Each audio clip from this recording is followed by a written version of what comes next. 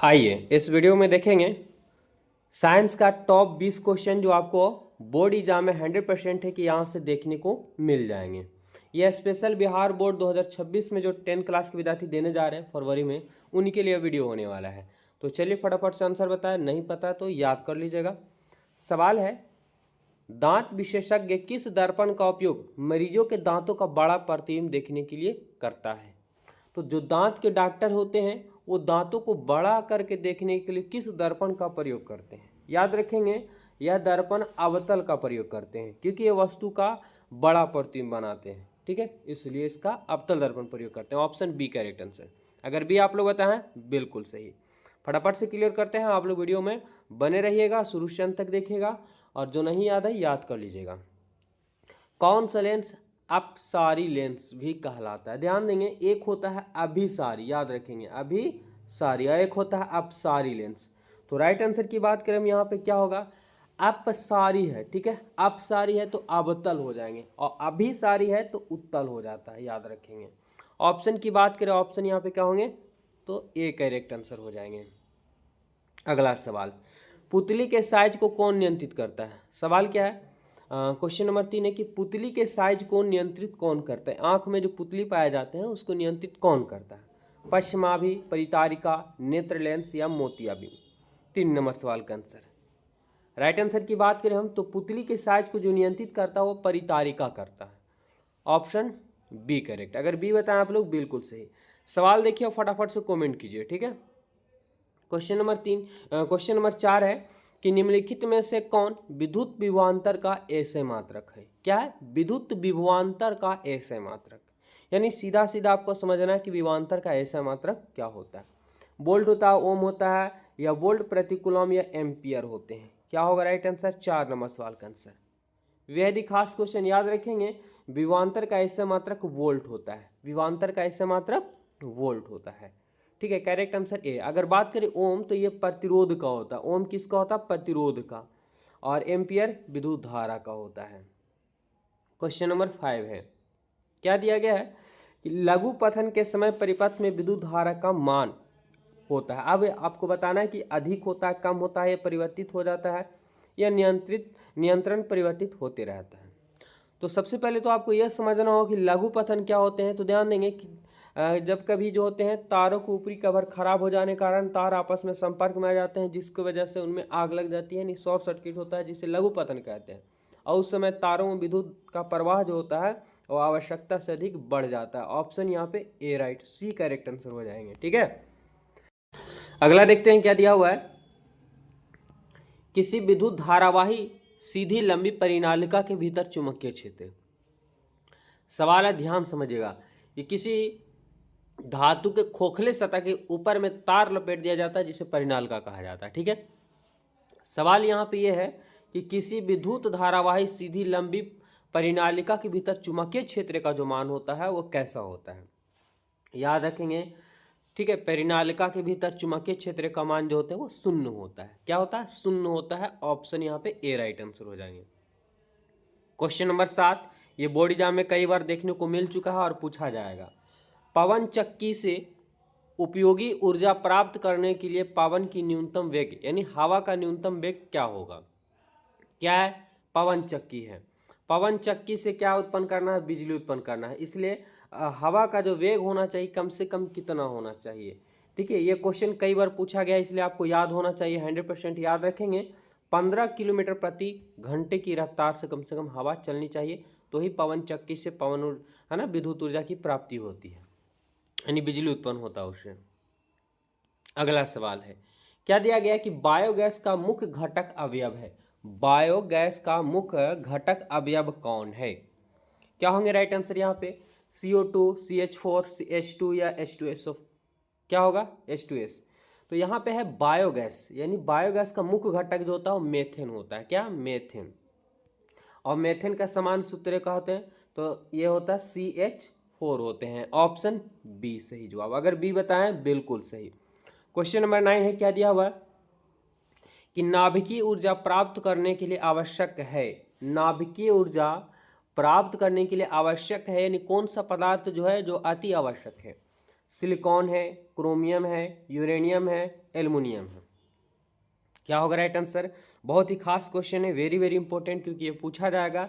याद रखेंगे नाभिकीय ऊर्जा, विशाल ऊर्जा उत्पन्न किया जाता है इसमें, नाभिकीय ऊर्जा में, और इसमें उपयोग किया जाता है यूरेनियम। क्या? यूरेनियम का प्रयोग किया जाता है। बात करें सिलिकॉन का, तो सिलिकॉन से सोलर सेल, चिप वगैरह बनाए जाते हैं, और एल्युमिनियम से बर्तन, जहाज, हवाई जहाज वगैरह बनाए जाते हैं। देखिए क्या दिया हुआ हमारे पास, क्वेश्चन नंबर 10, ऊर्जा से सभी रूप में अनंत स्रोत, यानी ऊर्जा के, यहाँ पे है कोई दिक्कत नहीं, ऊर्जा के सभी रूप में अनंत स्रोत किसे माना जाता है? ऊर्जा का अनंत स्रोत किसे माना जाता है? कोयला को, जल को, सूर्य को, या परमाणु को? क्या होंगे राइट आंसर? यहाँ पे राइट आंसर की बात करें कि कोयला यूज करने के बाद समाप्त हो सकता है, जल भी समाप्त हो सकता है, परमाणु बहुत मुश्किल से होते हैं, भी समाप्त हो सकता है, लेकिन सूर्य जो है वो पृथ्वी पर ऊर्जा का सबसे बड़ा स्रोत यानी अनंत स्रोत माना जाता है। ऑप्शन की बात करें, सी यहाँ पे सही जवाब है। अगर सी आप लोग बताएं, बिल्कुल सही। आप लोग से रिक्वेस्ट है कि अभी तक हमारे चैनल से नहीं जुड़े हैं तो आप लोग चैनल को सब्सक्राइब कर लीजिए। एवरीडे शाम को 7 बजे लाइव क्लास आ रहे हैं मॉर्निंग में, तो हमारे चैनल से जुड़ जाइए, ताकि जब भी वीडियो डालूँ, लाइव आऊँ, तो पहले नोटिफिकेशन आपके पास जाए और जरूर आप देख लें। क्वेश्चन नंबर 11 है, विद्युत धारा उत्पन्न करने वाली युक्ति को कहते हैं। विद्युत धारा उत्पन्न करने वाली युक्ति, युक्ति यानी जनित्र, मशीन जिसको बोल सकते हैं, तो विद्युत धारा उत्पन्न करने वाली युक्ति को कहते हैं जनित्र, गैल्वेनोमीटर, एमीटर या मोटर। और हम आप लोग को आंसर बता दिए, ठीक है, क्या होगा? तो ये जनित्र कहा जाता है, जिसे हम लोग जनरेटर भी कह देते हैं, ठीक है। ऑप्शन की बात करें, ऑप्शन ए यहाँ पे करेक्ट आंसर हो जाएंगे। क्वेश्चन नंबर 12 है, देखेंगे 12 में क्या दिया हुआ है कि निम्न में से कौन सा पद विद्युत परिपथ में विद्युत शक्ति को निरूपित करता है? तो सबसे पहले विद्युत परिपथ में विद्युत शक्ति को निरूपित करता है, कौन करता है? तो शक्ति बराबर पी होता है, शक्ति को पी से सूचित किया जाता है। और पी बराबर कौन सा फॉर्मूला होता है? क्या आई स्क्वायर आर होते हैं, आई आर स्क्वायर होता है, भी स्क्वायर आई होता है, या भी आई स्क्वायर होता है? 12 नंबर सवाल का आंसर याद रखेंगे, विद्युत शक्ति बराबर होता है यानी आई स्क्वायर आर होता है। ऑप्शन यहाँ पे ए करेक्ट आंसर हो जाएंगे। याद रखेंगे, बार बार ये क्वेश्चन पूछा जाता है, ठीक है।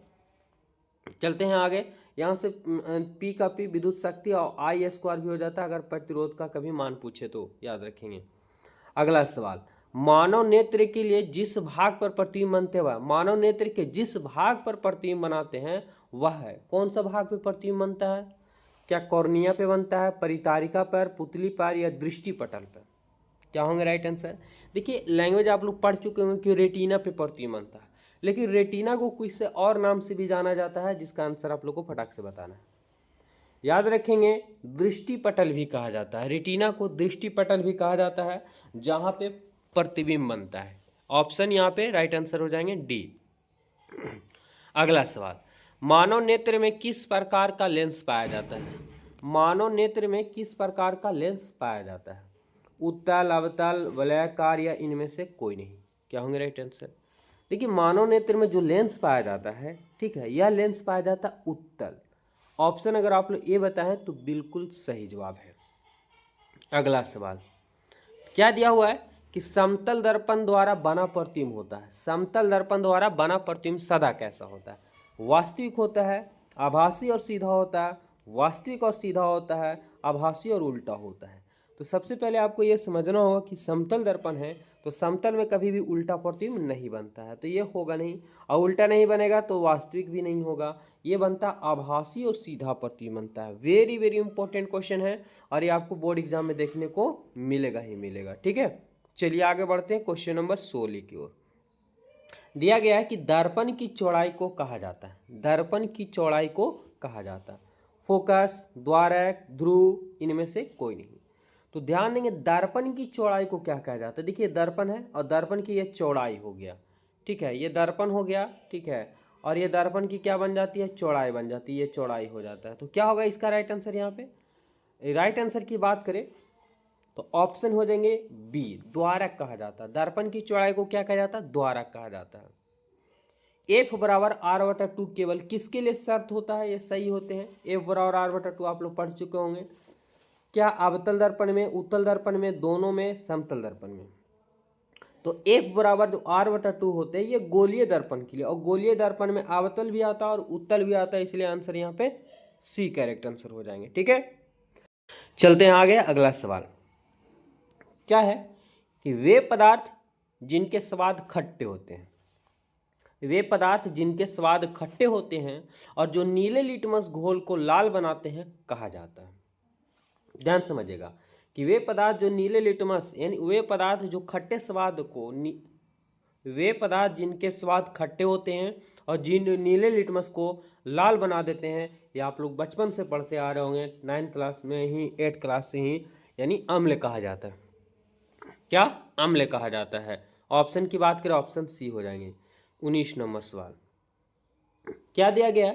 सोडियम जिंकेट का रासायनिक सूत्र, सोडियम जिंकेट है, जिंकेट, ठीक है। तो सोडियम जिंकेट का सूत्र क्या होता है? 19 नंबर सवाल का आंसर क्या NaZNO या Na2ZNO, NaZN है ना, NaZnO2 या Na2ZnO2 याद रखेंगे। सोडियम जिंकेट का सूत्र होता है Na2ZnO2 याद रखेंगे। ऑप्शन यहाँ पे डी करेक्ट आंसर हो जाएंगे। 20 नंबर सवाल है और ये लास्ट क्वेश्चन है, तो फटाफट से बताइए निम्न में कौन अधातु विद्युत का सुचालक है? कौन है जो अधातु है लेकिन विद्युत का सुचालक है? ये अपवाद में आते हैं। इसका आंसर आप लोगों को कौन बॉक्स में बताना है। और भी क्वेश्चन लिए हैं लेकिन इस वीडियो में 20 क्वेश्चन ही रहने देंगे। हमारे चैनल से अभी तक नहीं जुड़े हैं तो आप लोग जुड़ जाइए। धन्यवाद, मिलते हैं नेक्स्ट वीडियो।